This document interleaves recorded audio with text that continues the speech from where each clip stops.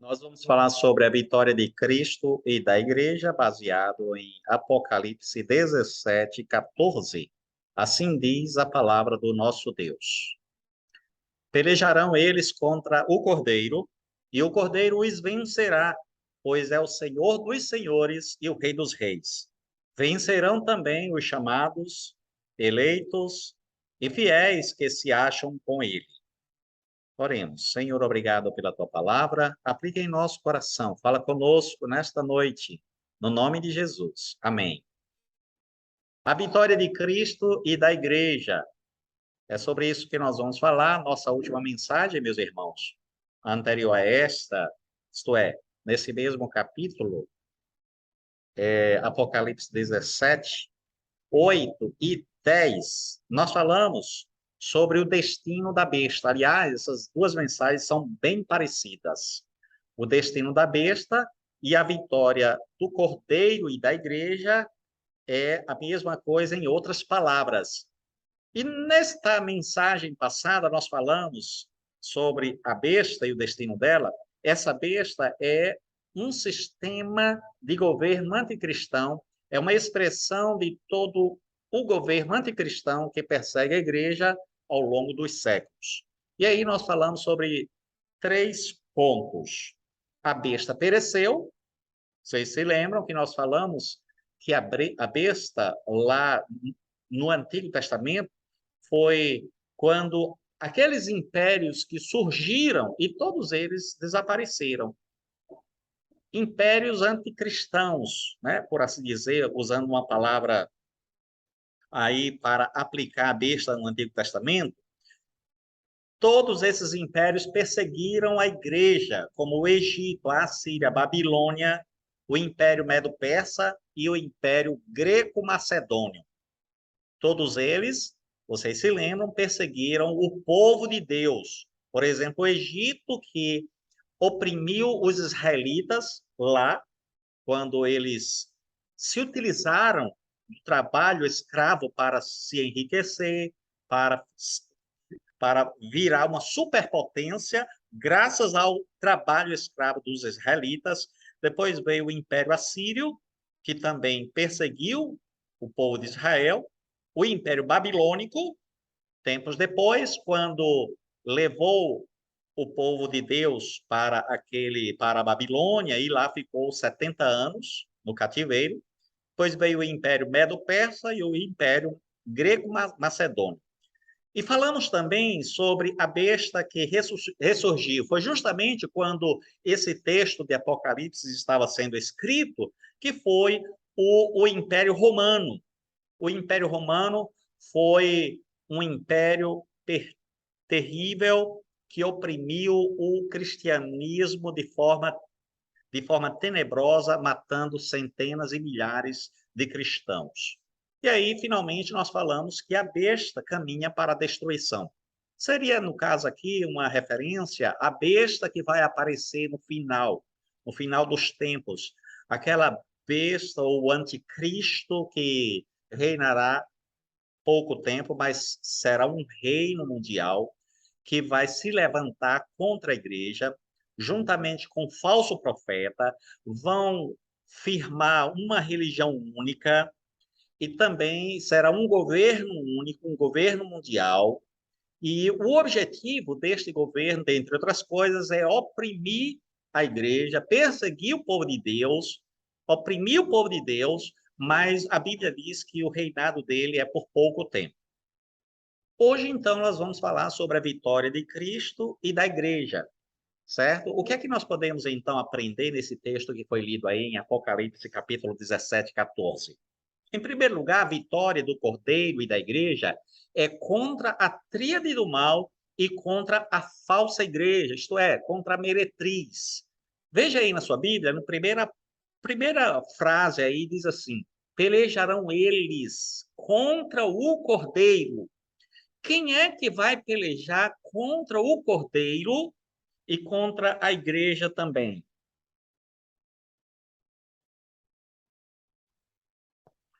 Quem é que vai pelejar? É a tríade do mal. É o dragão, a besta, o falso profeta e também a falsa igreja, que a Bíblia chama de meretriz ou Babilônia. O dragão, nós sabemos, é Satanás. É o chefão deles todos.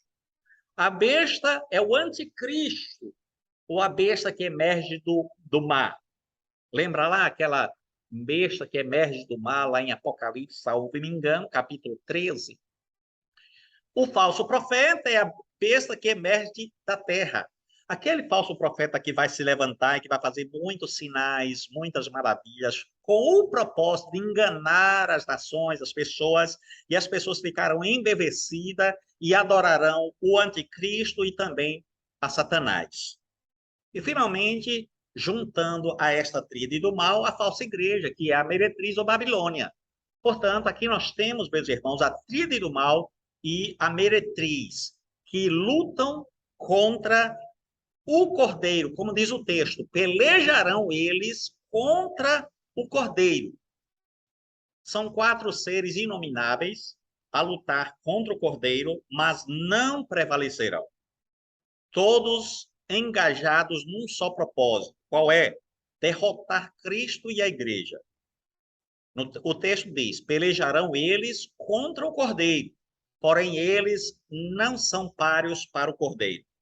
Satanás jamais lutará face a face com Cristo. Nem o falso profeta, nem o anticristo. Eles não são páreos. Eles jamais poderão lutar face a face com Cristo. Sendo assim, eles tentarão ofender a Cristo indiretamente. De que maneira? Pelejando contra a igreja, perseguindo a igreja, ofendendo a igreja, estarão ofendendo a Cristo. Então, pelejarão contra o cordeiro é nesse sentido, é que estes seres terríveis, estes seres que fazem parte da falsa igreja, oprimem, perseguem a igreja. Ao longo da história, aí nós vamos ver aí mais para frente sobre esta opressão, certo? Constataremos, então, a derrota do falso profeta. Em segundo lugar, a vitória do Cordeiro e da igreja tem como base o sangue de Cristo. Já pararam para pensar como será a vitória ou qual a causa da vitória? Porque tem gente que pensa o seguinte: vai ter um duelo. Jesus lutando com uma espada contra Satanás. Nada disso. Nada disso. Jesus jamais vai lutar com quem quer que seja. Até porque Jesus vai vencer Satanás apenas com um sopro. Ele vai dar um sopro e Satanás vai cair lá no inferno. Simples assim. No último dia vai ser assim.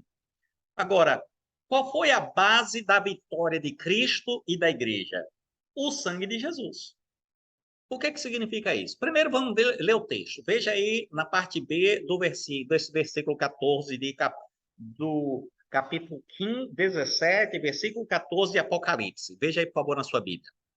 E o Cordeiro os vencerá, pois é Senhor dos senhores e Rei dos reis. Veja que o autor coloca a palavra Cordeiro. Por que coloca a palavra Cordeiro? Porque o Cordeiro nos remete ao Antigo Testamento. Quem eram os cordeiros lá no Antigo Testamento? Eram os cordeiros que eram sacrificados no templo. Eles eram sacrificados no templo para simbolizar que o Cordeiro de Deus viria para derramar o seu sangue pela sua igreja. Só que aqueles cordeiros lá do Antigo Testamento não perdoava pecado de ninguém, nem limpava pecado de ninguém. Mas havia uma repetição, uma repetição, uma repetição. Todas as pessoas, todas as famílias que iam ao templo levavam um cordeiro.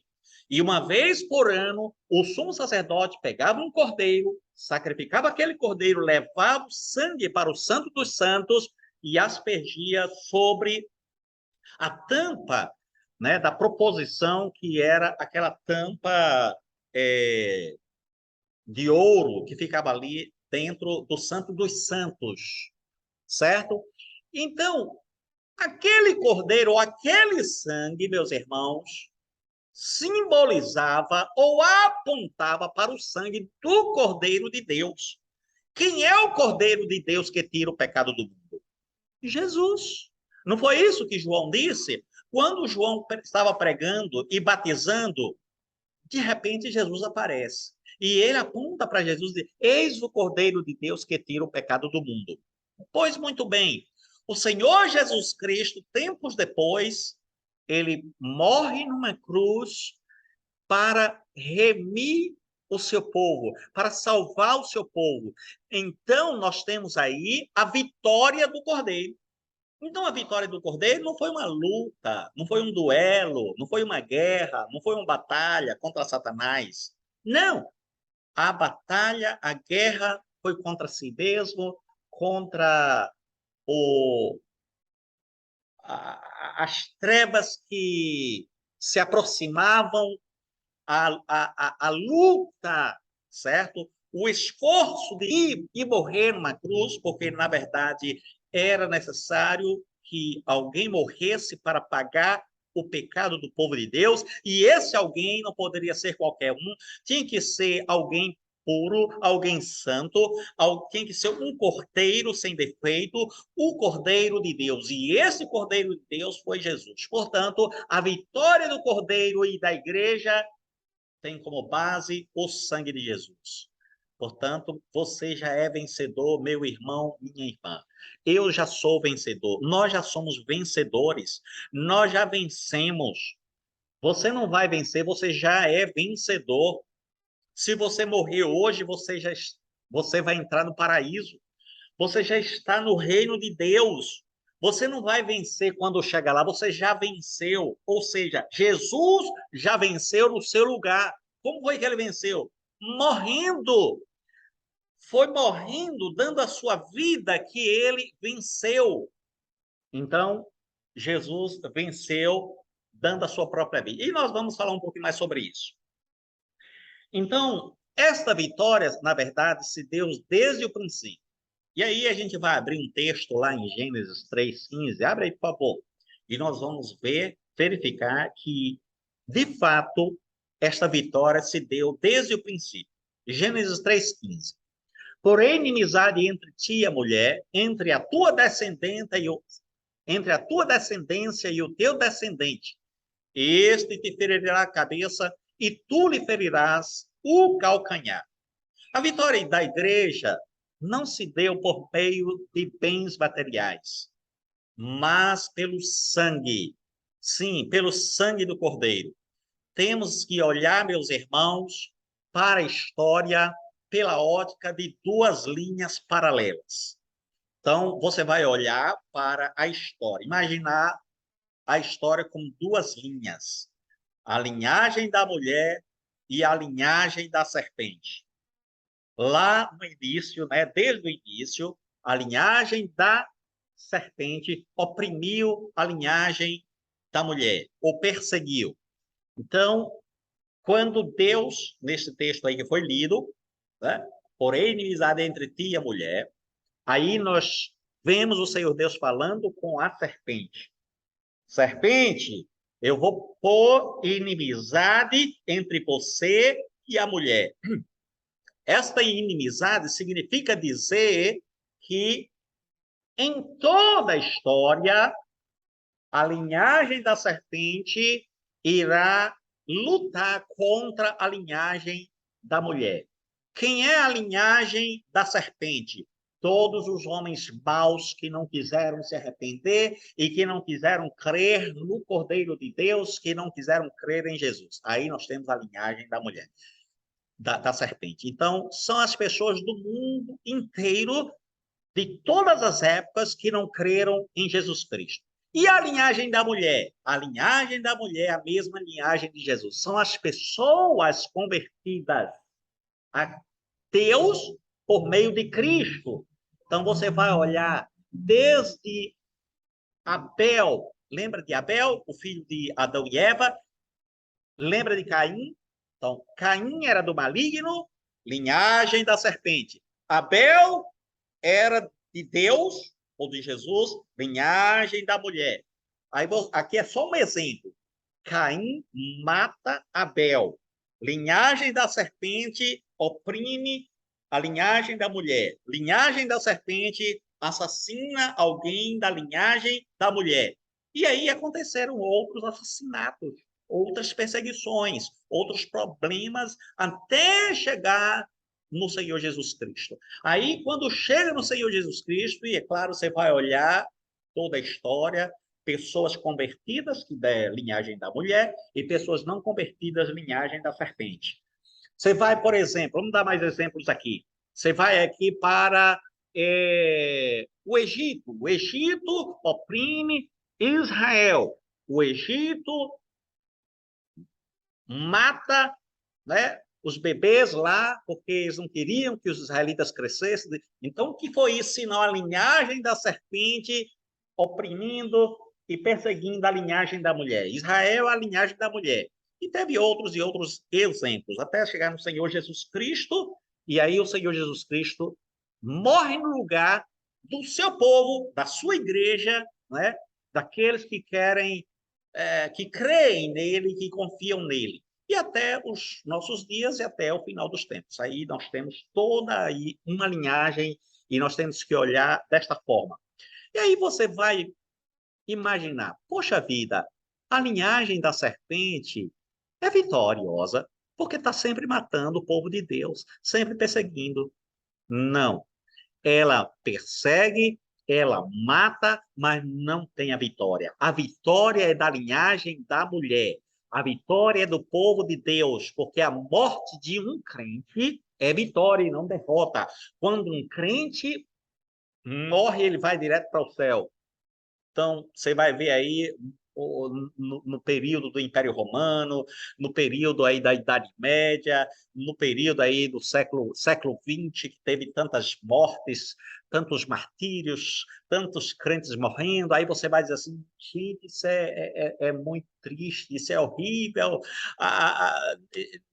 ser crente é isso, então ninguém quer ser crente. Pois muito bem, ainda que alguém diga isso, Deus vai convertendo os seus. E aqueles que vão morrendo não significa a derrota da linhagem da mulher, ou da igreja, ou do povo de Deus. O povo de Deus é um povo vitorioso. O povo de Deus é um povo que ganha a guerra dando a própria vida. Não foi assim que Jesus venceu? Jesus não morreu numa cruz? Não ficou parecendo que Jesus foi derrotado? Pois é, foi justamente na morte de Jesus que ele foi vitorioso. Por incrível que possa parecer, a vitória da igreja se dá justamente na morte, porque na morte nós vivemos e vivemos para a vida eterna.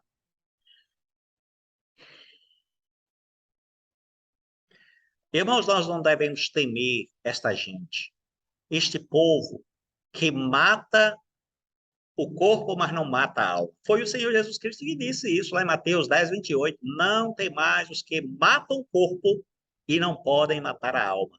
Temei antes aquele que pode fazer perecer no inferno tanto a alma como o corpo. Todas as mortes sofridas pela linhagem da mulher foram vitória e não derrota. Todos os anticristos que apareceram na história pereceram. E pereceram, foram derrotados no sentido mais real da palavra. Porque enquanto que a linhagem da mulher morre e é vitoriosa, vai para o céu, a linhagem da serpente morre e vai para o inferno. Derrota é isso aí. Os anticristos pereceram em toda a história. Todos que apareceram no passado, todos que existem hoje, vocês sabem, anticristo é aquele que persegue a igreja. Qualquer autoridade que persegue a igreja é um anticristo. Ok?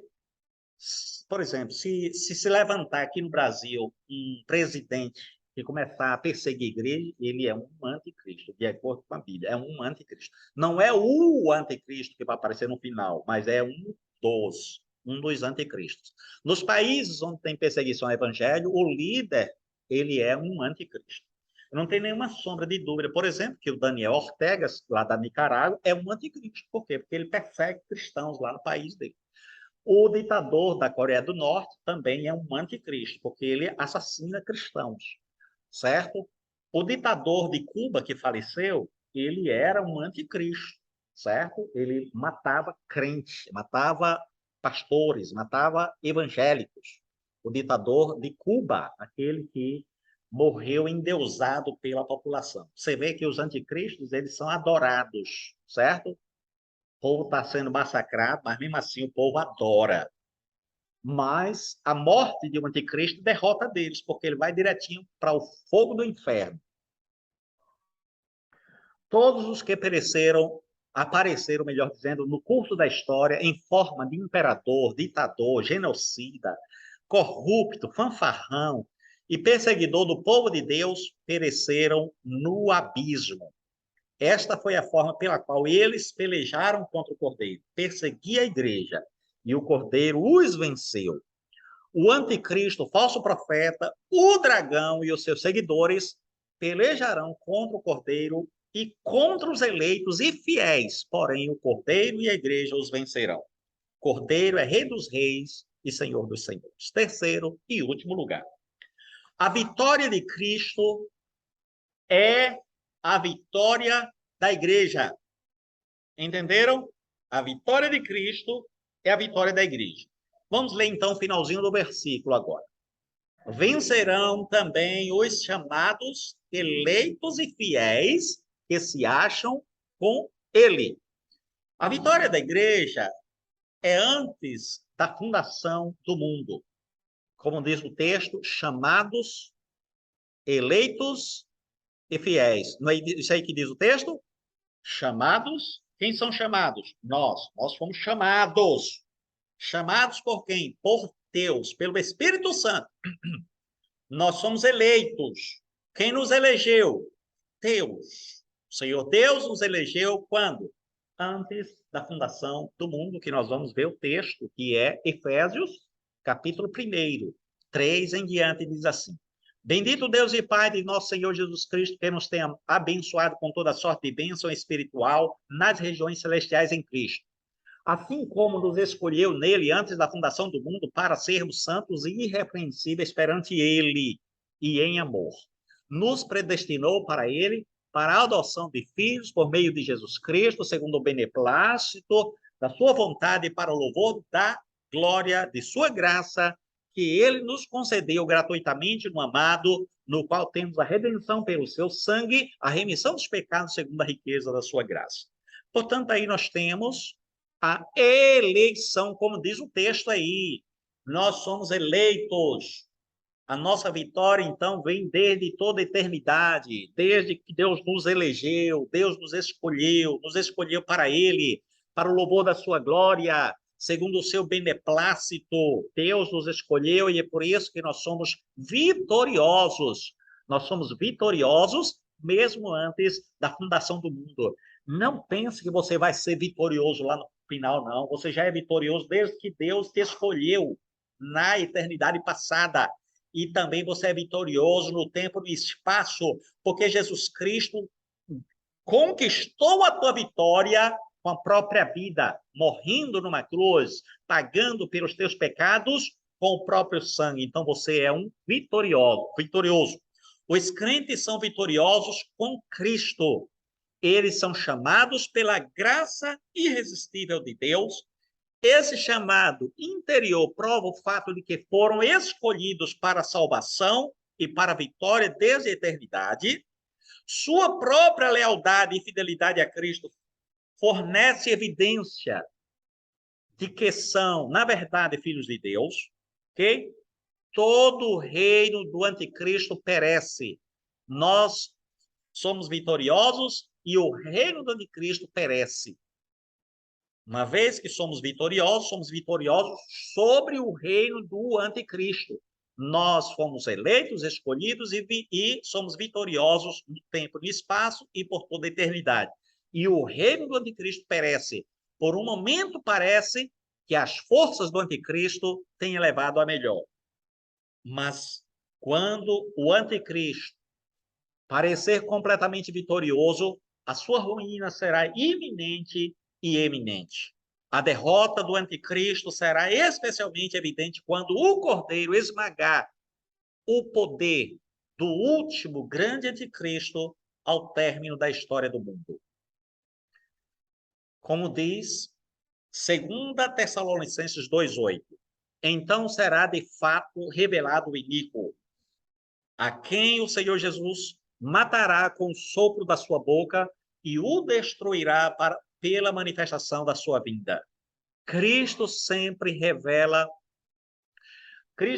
revela como Rei dos Reis e Senhor dos Senhores, como diz o texto aí, certo?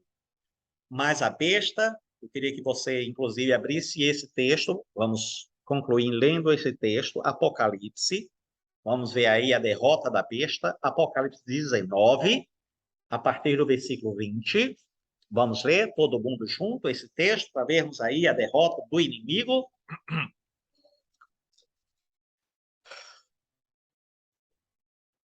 Mas a besta foi aprisionada, e com ela o falso profeta, que com os sinais feitos diante dela seduziu aqueles que receberam a marca da besta e eram os adoradores da sua imagem. Então, quem é que faz sinais?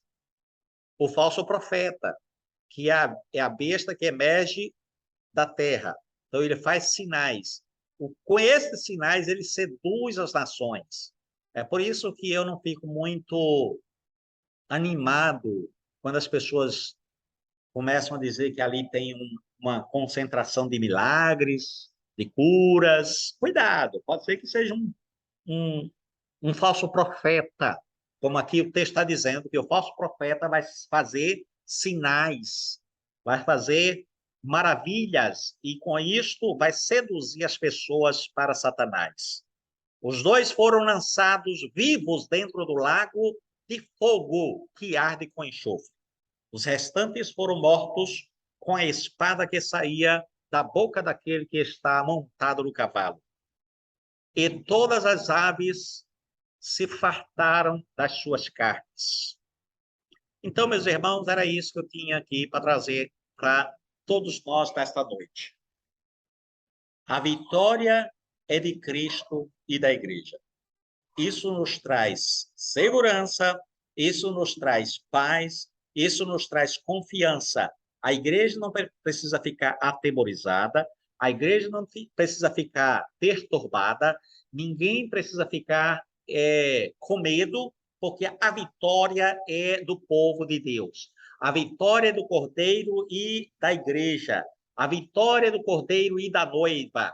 A vitória é do Senhor Jesus Cristo. Não tem como o Senhor Jesus Cristo jamais perder qualquer batalha. O Senhor Jesus Cristo é vitorioso. Ele alcançou a nossa vitória na cruz do Calvário. Quando ele deu a sua vida, quando ele morreu, ali sim se deu a vitória. Se Jesus não tivesse morrido, ninguém seria salvo. Aí seria a nossa derrota.